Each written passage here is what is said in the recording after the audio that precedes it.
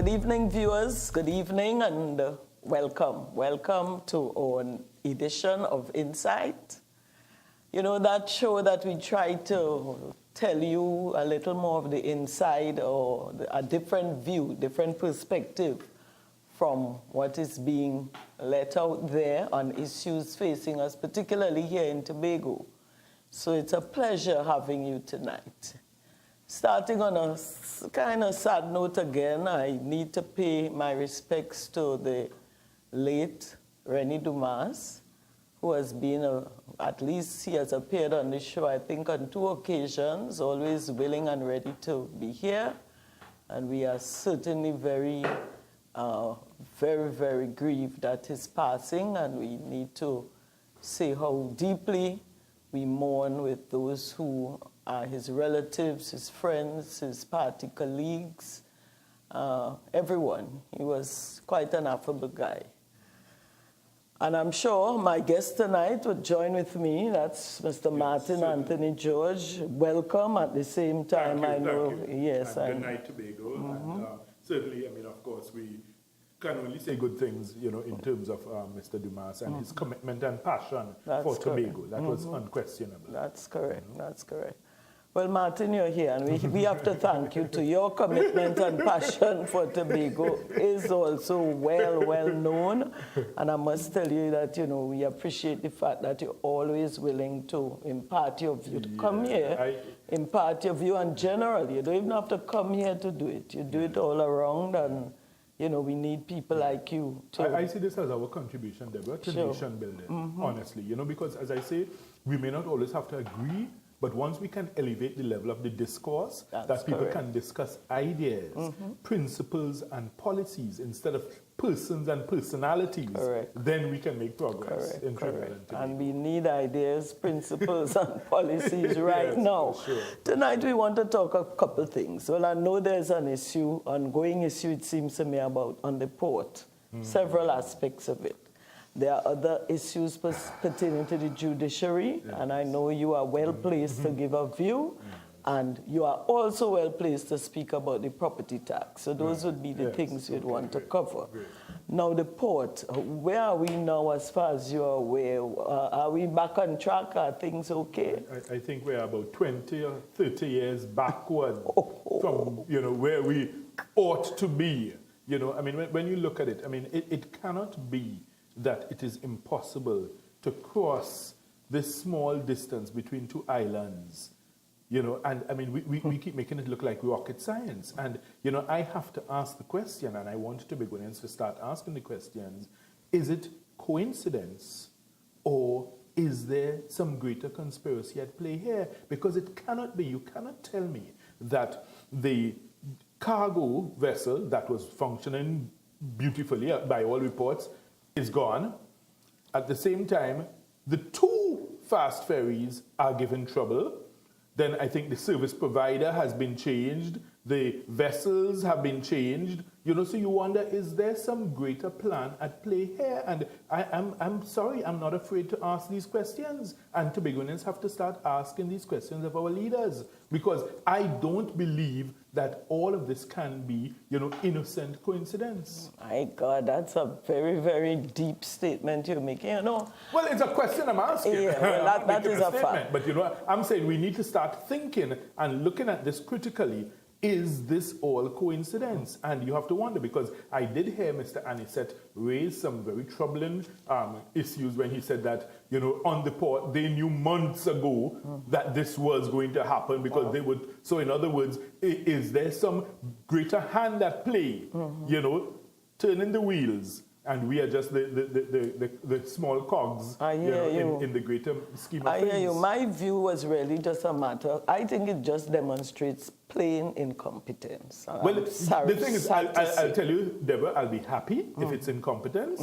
But the thing is, if it is, you know, deliberate malfeasance, then that is even more troubling. I really don't have any basis to answer you in the affirmative with that. But I know that I can safely say this whole thing is a tragedy of errors that point to me to somebody being, or bodies or group of people being very inefficient, the opposite of proactive, because I really Yes. can't understand. I read in the Sunshine newspaper almost 6 months, 8 months ago that the Galicia would be withdrawn and That's there would be a right. lot That's of right. problems. That's A right. long That's time. right. That's right. And if this newspaper, the last on the block, could be predicting that, That's right. what is That's happening? right. We That's have a right. government that is in charge of the port and the board, Yes. and we just couldn't get that right. A simple As you thing say, like a that. proper performing vessel like the Galicia. That's right.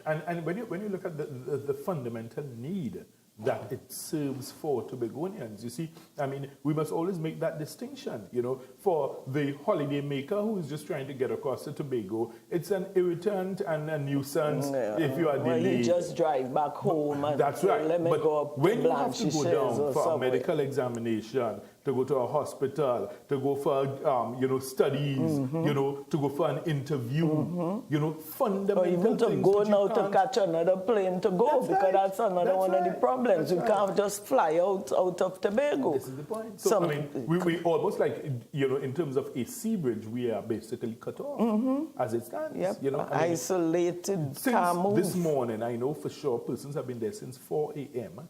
waiting, and at this time as we speak, up to just before I came into the studio, they hadn't left yet. Yeah. I mean, you are disrespectful of people's time, their money, their talents. You just couldn't care. You just have people waiting And around, our Tobago and you have absolutely situation. no answer to give them. You have persons who would be dependent on goods to come up from Trinidad. I mean, I saw that our Prime Minister, bless his heart, when he came to Tobago, he saw no food shortage. So I guess that means that there's no food That shortage all is at well. Prime Minister's residence. Well.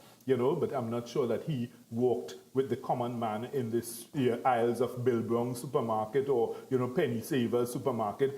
So the point is, And don't talk about the smaller the vendors smaller, around the the smaller place. I operators. mean, even So, more than the big it ones. seems there's a detachment from the reality of what is going on the ground.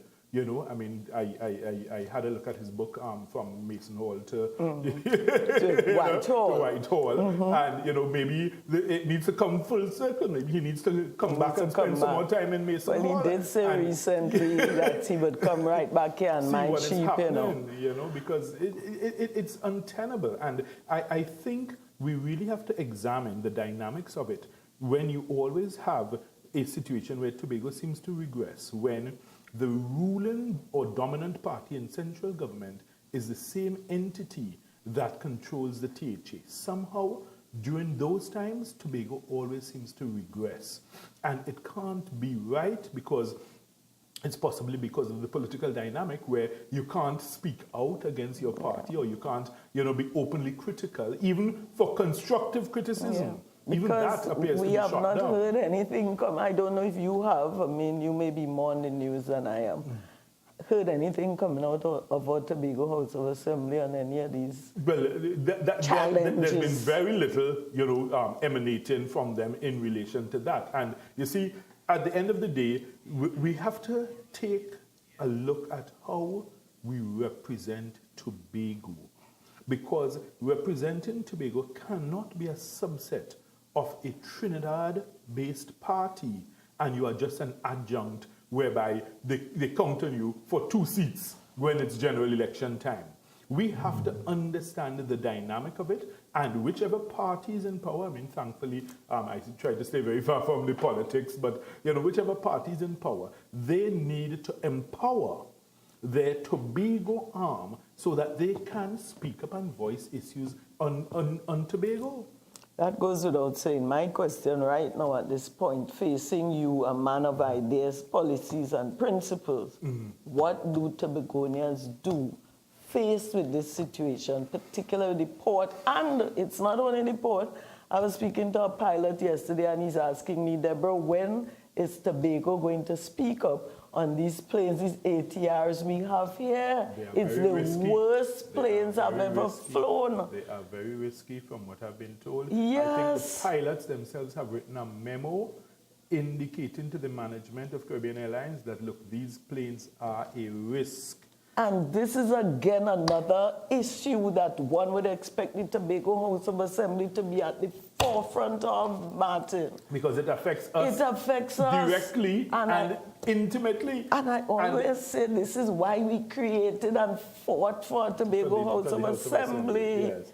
I think we really have to, either reset or reshape the paradigm in terms of how we choose leaders for the Tobago House of Assembly, because maybe we need some safeguards to ensure that there's some insulation from the overwhelming effect and dominance of your Trinidad-based party to the point where you are now unable to speak up effectively on issues for Tobago. And that I think is the crisis we've been facing in Tobago for decades, actually. But you think, so basically, what is your suggestion in light of this? What do you suggest? Well, I think that we may have to look at a scenario. I mean, it may sound a little bit radical, but we may have to look at a scenario where maybe the THA election has to be limited maybe to Tobago-based parties. And where were you when we were putting together the Autonomy for Tobago document? I didn't see any of our attorneys, perhaps only Mrs. Ingrid Melville. And Mr. Gift may have been involved. Yeah, well, I mean, I commented on it, but I mean, I wasn't part of that session. But the thing is, we may have to look at that because, in other words, while you may be affiliated to a dominant Trinidad-based party, I think you must have that independence, because that lack of independence has crippled us. I agree. It has gone. It's a reality. It's a reality. When you had a similar scenario when you had like the UNC TOP. If things were not going good for Tobago, the TOP could not speak out effectively against the UNC. I know you are so right. That thing got me so mad. To the point where they were willing to even suggest and recommend as a Tobago bill clauses which we had rejected a long time, which we didn't stand for in Tobago from a party perspective. How could that be? Sell out everything. So I think this is a time that, as Tobagoans, we need to really do some introspection, because at the end of the day, I think what binds us all, Deborah, is our common love for Tobago. That is undeniable. Regardless of people's party affiliation or whatever, we all share that. It's a passion within us, and we all want to see better for Tobago. So the thing is, if we're able to move away from, the party lines and understand that, look, we need to build something greater for Tobago, it may really revolve around a Tobago-based party. Even though you may have an affiliation to a Trinidad dominant party, you must be Tobago-centric and Tobago-based. I see. You can't simply be, the little flea at the end of the dog's tail. And the dog is going in one direction, so you, the flea, have no choice but to go in that direction also. Yeah. I was thinking perhaps we needed to remove some of the political competitiveness. That usually what happens for a THA election here is like a real affair, like the U.S., like national. I mean, the rivalry is terrible. And when you win that now, you have to protect that. Your supporters have to make sure that they support you, even go and say things that they wouldn't support normally. That's the problem. They virtually sell their soul. Yes, basically. So it's almost like you are still in election mode for the 4 years. Yes. Because it's all about the turf. That's right. And protecting your turf. And protecting the turf for your supporters, and then it comes down to a question of loyalty and who you deem to be loyal and whom you deem to be disloyal, and that divides the society. And we're way too small for this type of thing. I agree with that. We really are way too small for that. I don't know what to I think we really have to maybe take a look at our matrix for the THA, the makeup of the THA, or maybe it is that we may have to introduce an element of some independent members, if you understand me, to bring that balance. So in other words, if it is that you have, as we have now, okay, it's 12 seats, right? So if you say you have 12 seats, that would be from the elected. And then from the independents, if you have maybe 5 independents, that's a good that idea can too. make That a can balance, big difference. Because in other words, you can have, if you have, say for instance, an 8-4, okay? So one party feels, well, yes, I'm large and in charge with 8. But the 5 independents could vote with the 4 who are in opposition, and you tip this balance. So maybe that might be a way that we bring in some element of stability, and you are able now to get ideas that are for the good of Tobago. So you look for persons who have really spoken out. I mean, you have persons like Reginald Dumas who has always been speaking for the country, for Tobago. Persons like yourself, that kind of thing. And we like have you. independence. So maybe that might be the simplest way to do it.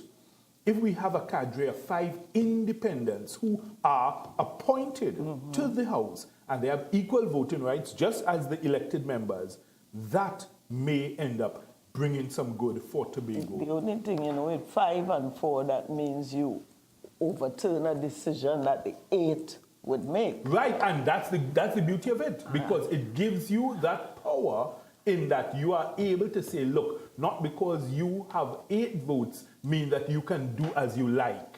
No party in power will want to agree to that. That's the thing. But that's why I say we need to have discussions such as this. Let Tobagonians join in. Let them, air their views. I mean, this may not necessarily be the only solution. There may be other better solutions.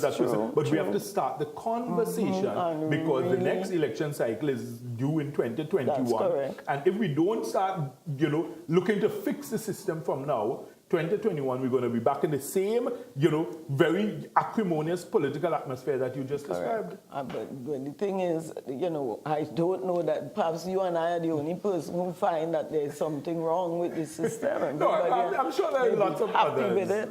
It's just that, sometimes I think persons may be thinking things quietly, but, they may not have the courage to articulate it, but when they see others speaking, they feel empowered to speak up and speak out. And I think that's why I always, Deborah, try to come on these shows, because at the end of the day, as I say, I want us to discuss ideas. Yes, that's fair enough. Your idea may be great, my idea may be bad, but we could discuss it, we could look for pros and cons, and at the end of the day, come up with something that both you and I never thought of, which might be better than both the individual ideas. Great. Now we're going to take a break. When we come back, I wanted to finish off on the port and what about this boat situation, whether there is any solution inside. Right. And then we jump onto the issue of the judiciary and then the property tax. So viewers, hold for us. We'll be back shortly. Thank you.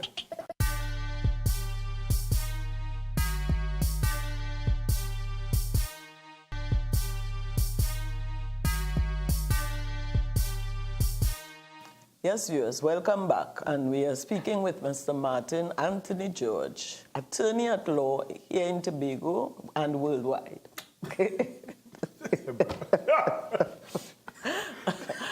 All right. So, Martin, we were talking about the port, and to finish off, as I said, yes. Are we getting a vessel soon? What are the realities Deborah, on that?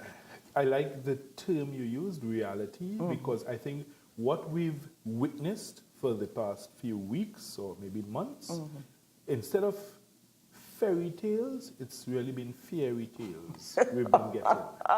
So when you say reality, I love that, because it's been smoke and mirrors. That's my analysis of it. It's smoke and mirrors. It's classic diversion. So in other words, you're looking one way and you're thinking, well, the boats are breaking down. But it may be because there is a plan for someone to be able to now come in as the savior with their vessel, their contract, and say, well, look I have solved the problem.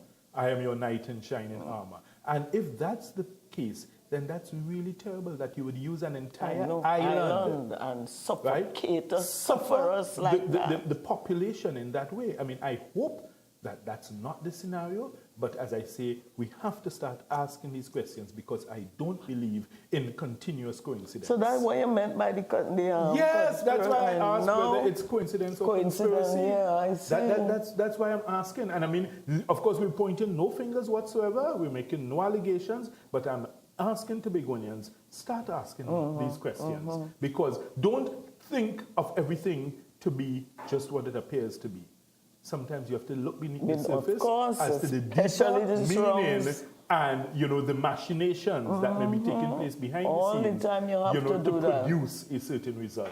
You are so right. I spoke with Nairi Alfonso on this show last week, and she took a certain course just as you are suggesting or raising, I should say, that, it's really a political thing because she was seen as being UNC.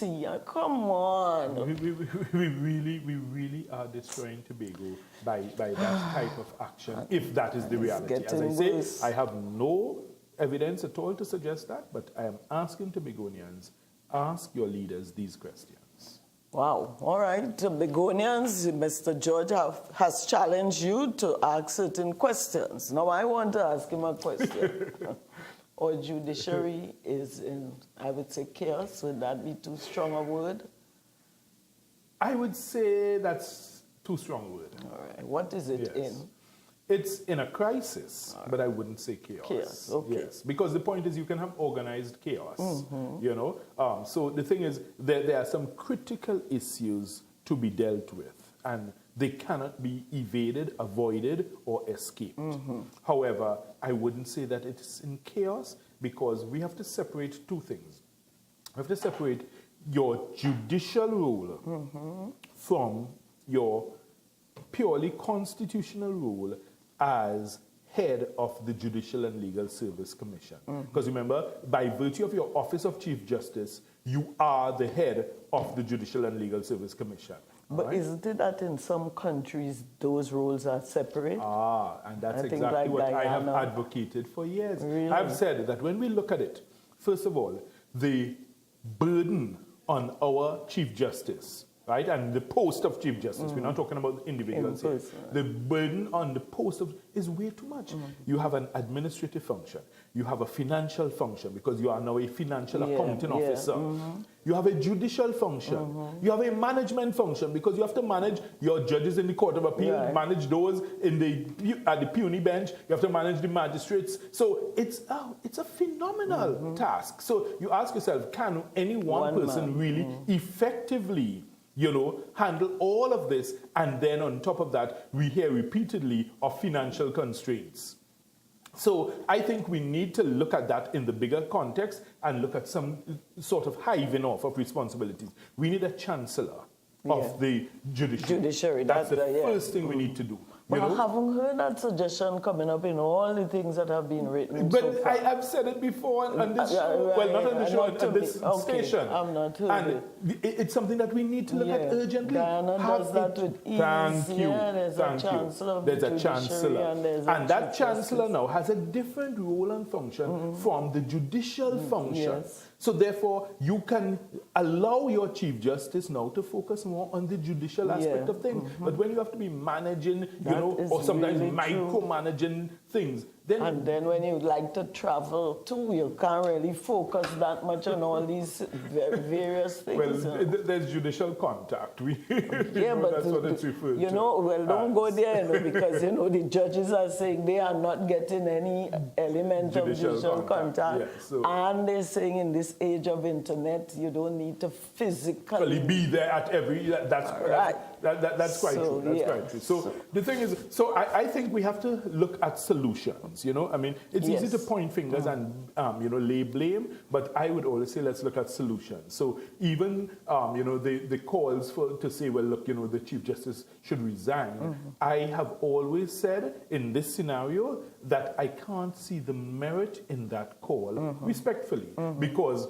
if it is that you are, saying, well, look, you have failed in this aspect, which is, your role in the JLSC, Judicial and Legal Services Commission, then I still don't think that means you must use a broad brush to besmirch what is otherwise a stellar judicial career. Because I haven't heard anyone, find fault in the Chief Justice in terms of his judicial rule, his judgments, his, that kind of thing. So, it may not be the most perfect record, but in terms of to say that that's a basis for any call for removal, I haven't heard anyone use that as the basis. I think what is coming out is people are saying, well, the judiciary is supposed to be this bastion of what is fair, what is right, what is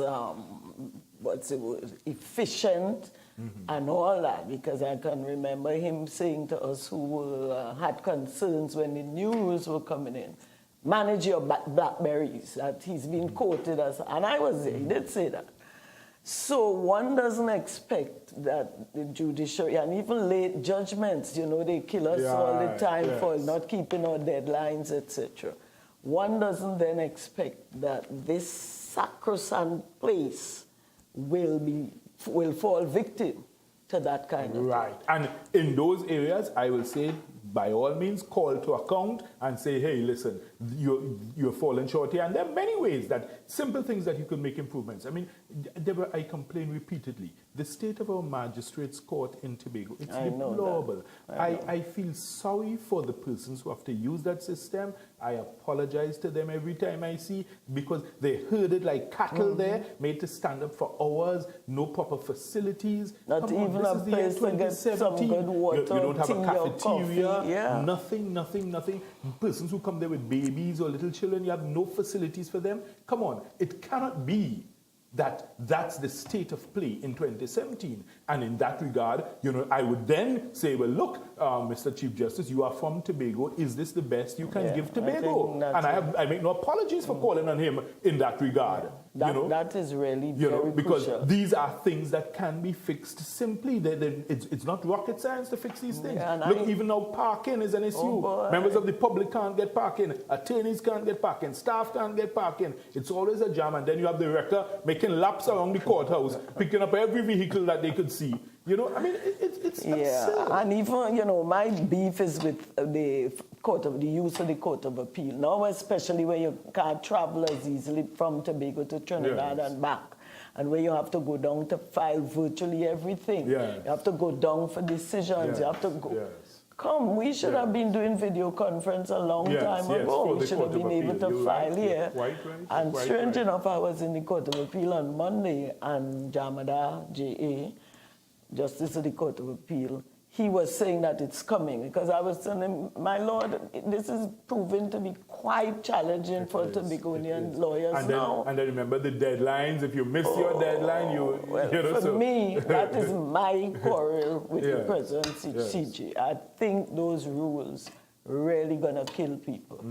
I think they could have done better than that. Plus all the photocopies. Sometimes you're doing a pro bono, you're doing, you had to copy these documents several times over. Right. And then on top of that, if you have matters, say for instance, against the Attorney General's office, they have no office in Tobago. That's right. You have to make your way down to Trinidad to serve them and if you remember, under the 1975 rules, they mandated that you must have an office within 3 miles of the registry. Right. So in other words, the Attorney General should have had an office, but they've never had an office. So even DPP, under the old rules, they were everybody. in default. The DPP has no office. The Solicitor General has no office. So, I mean, it's absurd when you look at it, because these are things that can be done simply, even if it's just a little one room where they could just receive documents. Yes, and all of them in one place for everybody. So, I mean, come on. These are things that Trinidad and Tobago, we need to start looking at and calling upon our leaders to fix it. And it has nothing to do with the politics. You see, we need to move away from this idea, well, if I speak up, I will make my party look bad.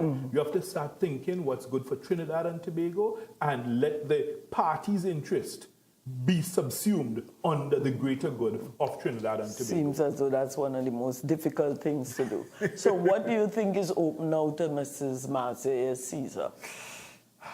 What's her next move? It's like a chess game, I'm not sure it's a chess game for her anymore. I think she's been checkmated, honestly. Unfortunately, because it's like when you're in in a corner in chess and you realize you have no other option, then you resign. And I think that's what has happened. But the point is, I am not sure if one analyzes it in hindsight, it was a scenario where she had no other option. Because as a judge, you have security of tenure, right? It's very difficult under the Constitution to remove you as a judge. So maybe if she had stood her ground and said, well, I have been appointed, I'm staying right here.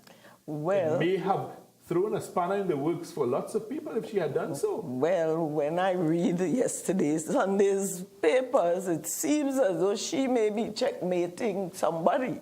Because I don't know if you saw Ramesh I saw what Mr. Maharaj had and to he say, was but making, the thing is, the only difficulty I had with his analysis is that it was based upon a premise which I think as yet has not been established. In other words, the question is, did she jump or was she pushed? Correct. Right? And he Now, seems to have to be some, suggesting that she right, was pushed. So maybe he has some peculiar evidence that which can we establish don't that. have. And in that case, of course, he's then basing his extrapolation on that. But if that evidence is not yet in the public domain, I wouldn't speculate to suggest that.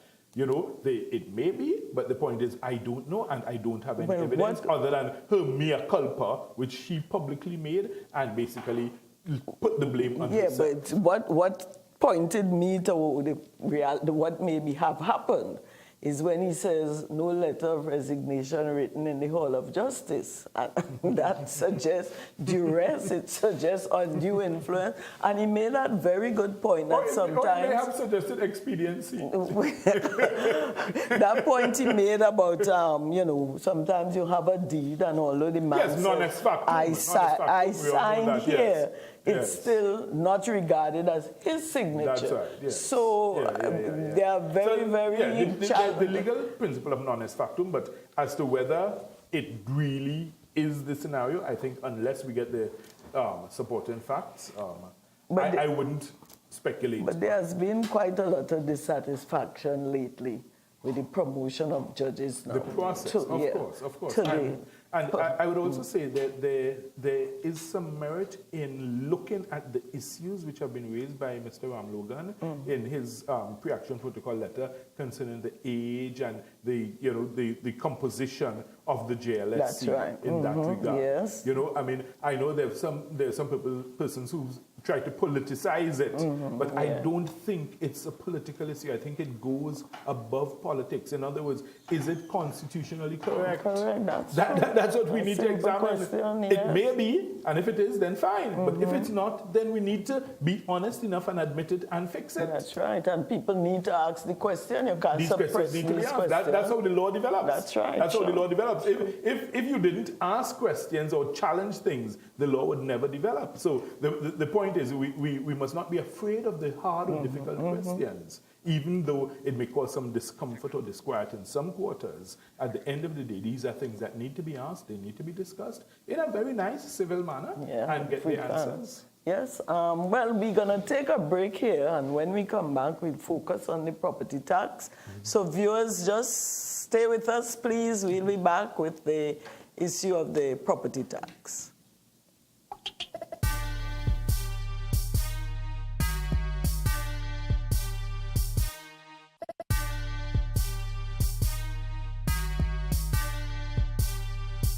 Yes, viewers, we're back, and this is our last segment, and we on with Mr. Martin Anthony George, and we're about to go to that issue of the property tax. Martin, I haven't heard you taking a position on it. Well, the thing is, I saw that we had a temporary UNC senator speaking for Tobago on issues, I think yesterday and also previously. What's her name? I think it's Miss Moore. Yes, you're right, Miss Chrislyn Moore. Yes, I think so. And I found that such an interesting scenario. But she was there about a week or so already. Yes, about 2 weeks previously. And so are you saying she speaks on your behalf then? No. I was asking I'm raising it as an aside because I know she touched on some issues. I don't know if she also spoke on the property But she is affiliated to an NGO called Benchmark Tobago that had organized a very interesting interesting and well-attended session at the Scarborough Sec on the Okay. property tax. All right. So she's had some background and some access to quite a lot of In information relation to from that. that. Okay, Yeah. all right, okay. I So- was just wondering how Tobagonians viewed that. You know, Well- in light of the same thing that we were speaking of earlier, and sorry to digress, as to the independence of Tobago parties or Tobago-based politicians when they speak on behalf of Tobago. Well, you know, you raised something that has been a problem for me because the problem stems from the fact that this president of Trinidad and Tobago didn't seem to be enamored of the idea of appointing senators to represent Tobago, independent Yes, senators. You yes, realize I don't yes, think he has appointed any, Yes, which you know should be criticized down to the end. So I guess people who want to speak have to find their way through Ways someone, and either means, the yes, opposition, ways and means, and that ways should and means. never be. It should not be. It should not be. It There should not must, be. and It in should not times gone by, we have had a fair share That's of right, people. that's right. And we've had very strong voices. You were Yeah. one, Pamela Nicholson, Yeah. Joy Charles. But then you again, know. they will, of course, including me, party affiliated. But we're talking now about the independent people who would take positions Yes, based yes, on Tobago's yes, interests yes. without thinking Yes. of how do I. That's right. That's right. In fact, the last one I can recall was Dr. Wheeler. Dr. That's Victor correct. Wheeler. Yes, That's correct. Yes, Yeah. That's the last one I could And recall. I think there was someone else with him, if I remember, or before him. But we've had our presidents And understanding it's something that yeah. is needed. It's Correct. something that is definitely needed. So, It's like something that you, is we definitely could needed. say, well, I've never heard Mr. George involved in any party, and that would make, and he's always commenting, that would make him a great person for the independent benches. It's something that we definitely need to look at in terms of Tobago. But in relation to the property tax, sorry, the thing is, I think that in light of the two pre-action protocol letters which have been filed, I think we are likely to see some early court action which may bring about a question of a stay. I think too, but you know, frankly, Martin, I believe this is an issue that Tobago's view or Tobago's be position heard. should be heard. And independent Correct. of what is Correct. for Trinidad and Tobago That's generally. correct. I agree with you. So I I'm agree with you. thinking, you know, I've been talking to Chrislyn, frankly, and I'll make it known.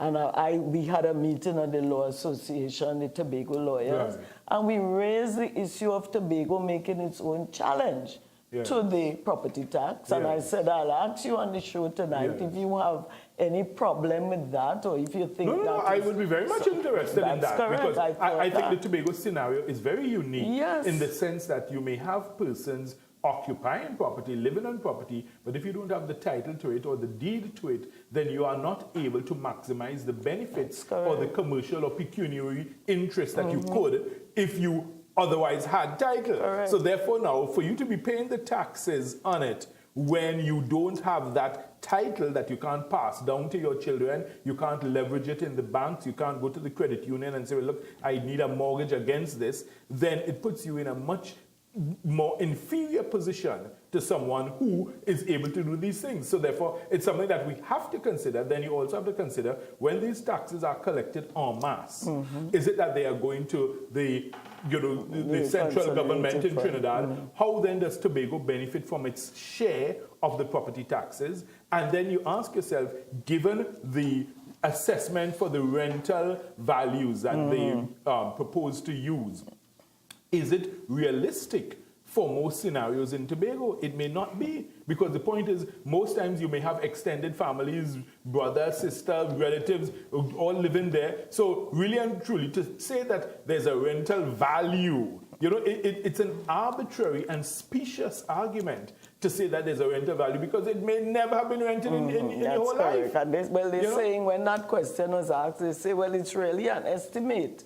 And then they go further and say sometimes, they go to a street and look at the whole street and say, well, this street looks like it could be. Could you imagine this in the 21st century? Yeah. Whatever became of you measuring your house And you charge according to the square footage of what became of that. Yeah. So I think the easier way would really have been to say, well, look, the taxes we were paying in 2009, 2010, let's double that for everybody.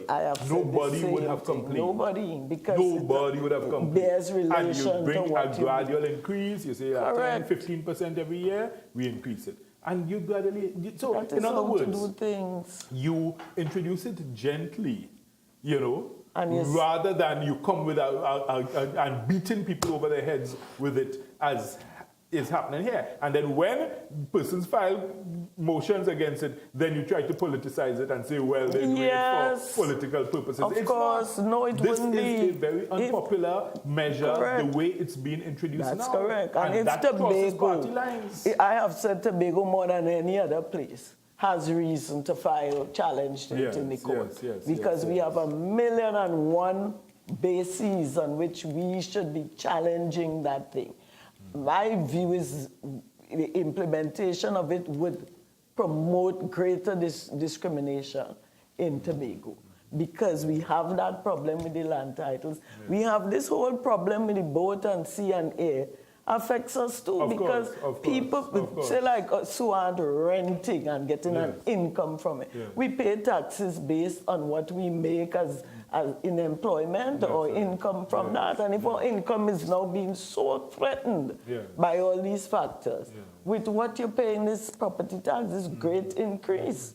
And then when you look at some of the punitive measures, I wonder as to the constitutionality of them. Of course. Because these are things that impinge upon your basic fundamental rights to enjoyment of property. Correct. So therefore, they ought to have been passed with the special majorities. That's one of my points that I made. So right. I wonder about that also, you know, because the thing is, when you look at, they're saying that, you know, they could put up your property for sale and all sorts of things. Private you know, your property. Levy against your goods and chattels, you know.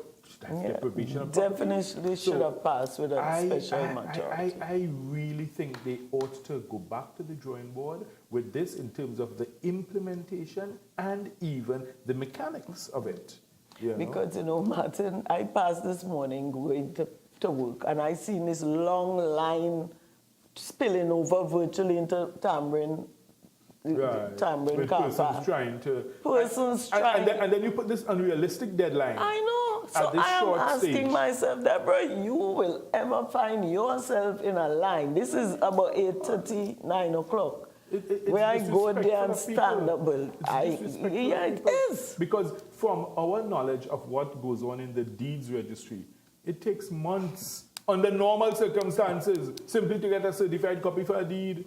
Months under normal circumstances. So how in this rushed scenario where thousands of people are going, you expect people to get things ready for May 22nd. And then you have the Minister of Finance taking this very inflexible position. There will be no extension. No, you know, I mean, this is not governance. I'm sorry, this is not governance. No, because there ought to have been a longer period for rolling out this where you educate. We must come to demand these things, you know. We are entitled to be advised, to be educated, to be guided and walk through the process. And you're entitled to ask questions and ask hard and difficult questions. That's correct. I really don't understand what has suddenly happened in Trinidad and Tobago that we feel you have to ram things down people's throat.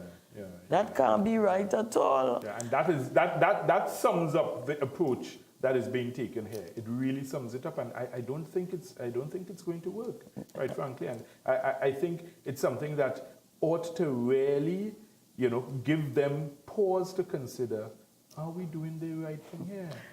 I don't know if they're even listening, because I believe, you see, they could save face now by saying, look, we have listened and we think. Thank you. Or they could go through the process, expense, going to the court, may reach it to the Privy Council.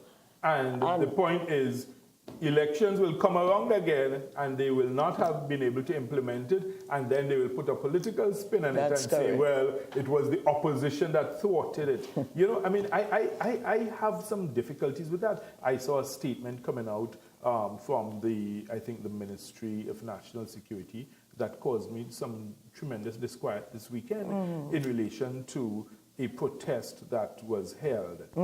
And now, while the ministry can, make general comments about the protest and maybe disruption of law and order, I saw littered throughout the statement very pointed political references, that they painted it clearly as an opposition protest.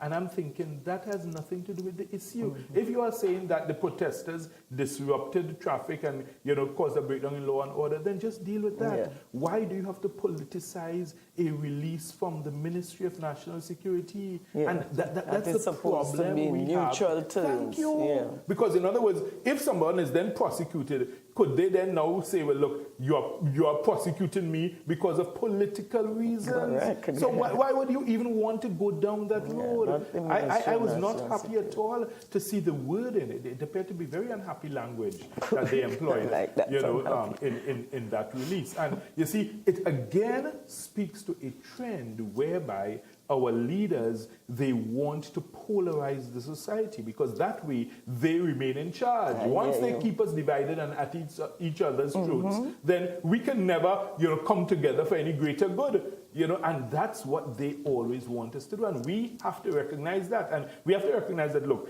after the political fray and the hustings of election time, we have to settle down and all be Trinbagonians. Yeah.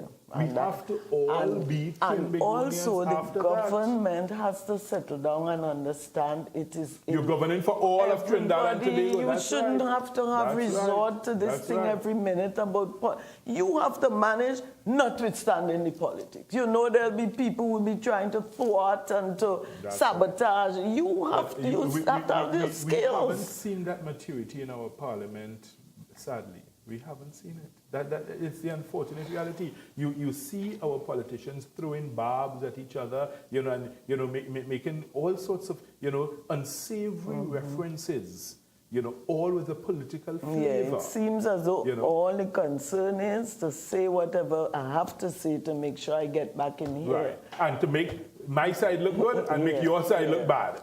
And I mean, we have to mature beyond that. And listen, that's why we are speaking tonight on a show like this and asking the population to start thinking, start asking these questions of our leaders. Is this what we want going into the year 2018 and onwards? And I think this property tax situation provides a very good opportunity. A good catalyst. To unite Trinidad and Tobago. That's right. Because strange enough, I heard the opposition leader making a case, was it she? Yes, for why property tax is bad for residents in her area. And it's the same rationale we're using here, that the people build their homes little by little, saving up money and, coming until they get something sizable. And whether they should now be called on but penalized because they use sacrifice and hard work and got to somewhere. And would you believe the Prime Minister responded and saying she's appealing to racial instincts and no, this tax will not be looked at in the light of geography. And I said, but Tobago is going to make that point too. And nobody's going to stop us making the point. So, you have to take off all those barbs and just listen to the point, analyze it.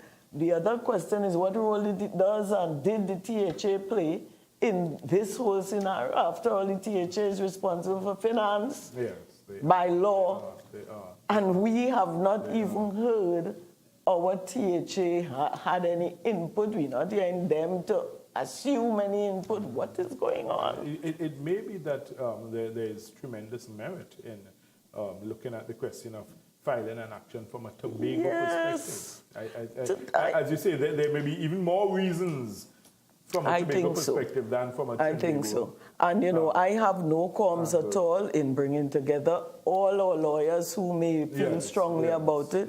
As I said, I'm already in. I would be happy if you, Mr. Giff, whoever, would join and make it a really strong action if we could find the time. That we have to look at because, and as I say, it crosses party lines. It has nothing to do with the politics of it. Correct. This has to do with your fundamental constitutional rights, which each and every citizen is entitled to, regardless of creed, race, political affiliation, That's correct. which jersey you have on, red jersey, whatever, that kind of thing. And nothing is better to do it than this issue. I don't think there'll ever be another issue that is going to fire up a population like this one. Because I know we are seeing the long lines there, but I know there are many people who don't intend to do anything. They just sit back and just see what would happen because they don't believe it would go very far. Yeah, and you see, not just that. I'll tell you something. Sometimes you have to approach a problem from different angles. Mm-hmm. If it is that the government is concerned about revenue, then if there were, some things to stimulate the economy, the government actually makes more revenue from the collection of stamp duty than the property tax, even as proposed. Yeah, that's a good point. So if you stimulate the economy and have more property transactions, you will easily make that money. People happily paying it because they want their transaction to go ahead, so they're paying their stamp duty, and you are making so much more. Because if you think of what the average citizen pays in stamp duty to try and acquire a property, very true, as opposed to what they have been paying in property tax, I mean, come on. It's chalk and cheese, that's correct. And I would try to encourage as many property transactions as possible, and you get your money easily. Everybody's happy. The property market goes up. I mean, when you look at things such as the Tobago, we're supposed to have the sandals coming on board. Then that is something that we're supposed to be looking at. Our leaders in the THA are supposed to be looking at ways to have Tobagoans enhance their property values. So because if it is that you are not ready for it, you are going to get caught flat-footed. Correct, and Tobagonians will get caught because there are other people who will come in and purchase your properties and wait for the values to go up, and then they will cash in. So these are things that we need to speak about. We need to discuss it. We need to enlighten people. And when you bring in property, if they even free up, do what has to be done to perfect your land titles, there's an assurance fund that you pay, something like the stamp duty. That again would provide even a greater resource That's right. But not just that, Deborah. Even when, if you recall the legislation, which the Aliens Landholding Act, which really crippled the Tobago real estate market, it was so absurdly backward at the time that it was introduced and remains so to date. There are so many ways that you could be creative. Say, for instance, Bermuda. Bermuda has a scenario where they encourage persons to come and buy land and buy property. However, they say, okay, for starters, whatever you're buying must be worth over $1 million US. Then they also allow you to be able to apply for residency, but you must pay $100,000 US every year to keep that residency. Then your taxes on that purchase, $10,000 US every. So in other words, there are ways that we can be creative about it and still preserve the patrimony of Tobago, because not every property in Tobago is worth that amount. And then also, if you're invested in smaller properties, then they insist that you must partner with a local, so there are so many ways that you could encourage investment. I tell you, Deborah, there are so many Tobagonians, right? And we have to speak of Tobago. We're in Tobago, right? There are so many Tobagoans who live abroad who are willing to come back and invest in Tobago. And I have said repeatedly, why doesn't the THA set up a partnership fund and say, listen, we're matching you 50-50. You would get billions of dollars coming into Tobago because people will now feel that sense of confidence and say, well, okay, look, I want to invest in making, local wines or something but I don't have all the capital. The THA says, okay, we're going to match you. We're going to access the financing. So in other words, you are invested in it, you have a stake in it, and then now you are bringing back the capital. And Tobago. That can now revitalize. People will come back with ideas. We have Tobagonians all across the world who have excelled in so many areas. They want to come back. I mean, I had a client, a senior nurse. It seems as though you have to come back here. My producer is saying, stop, it's time to go, Martin. You always bring new ideas, creative ideas, but what is happening? There's none of that going around in this place. Viewers, we're sorry you have to cut Mr. George. I hope he forgives us for that. I was trying to eke it out a little more, but I'm being hollered at by my producers. So we have to stop it there. What a lovely night it has been, Martin. Thank you so much. It's a pleasure. Yes, and viewers, we'll see you next week. Until then, be good and be careful. Bye-bye.